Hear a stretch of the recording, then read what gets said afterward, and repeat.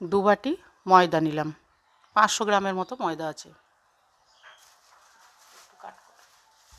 পরিমাণ মতো নুন, বেকিং পাউডার 1 চামচ, খাবার সোডা 1/2 চামচ, ঘি 3 চামচ। এগুলো দিয়ে ভালো করে মেখে নেব।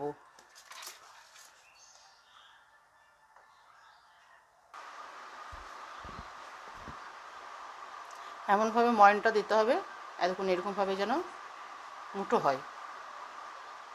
এই যে এবার আমি একটু একটু করে জল দিয়ে ময়দাটা মেখে নেব। ময়দাটা খুব একটা ভালো করে মাখবো না, মোটামুটি এরকম হয়ে গেলে একটু তেল মাখিয়ে রেখে দেবো 15 মিনিটের জন্য।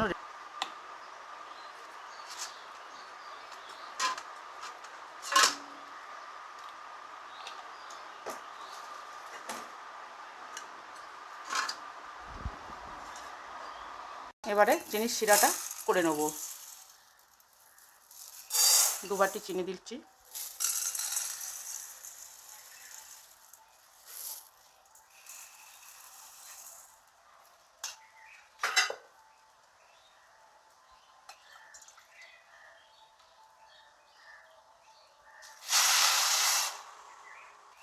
চিনিটা ভালোভাবে মিশে গেছে।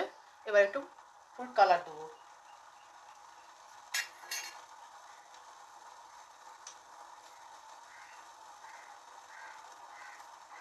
খুব সামান্য।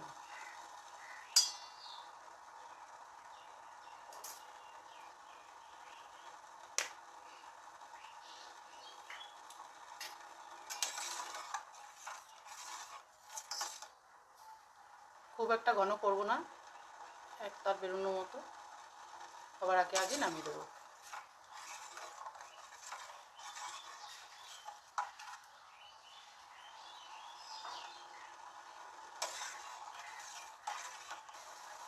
এবার এই চিনির শিরাটা নামিয়ে নেব।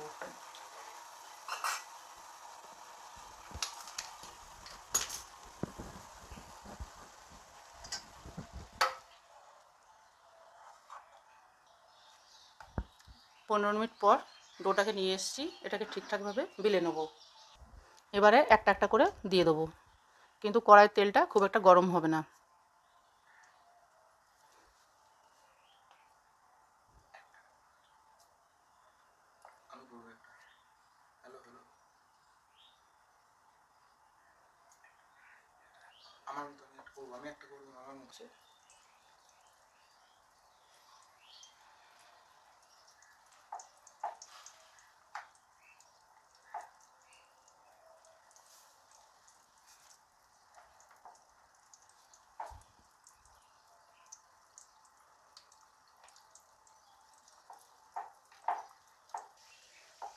একটু ধৈর্য ধরে ভাজতে হবে।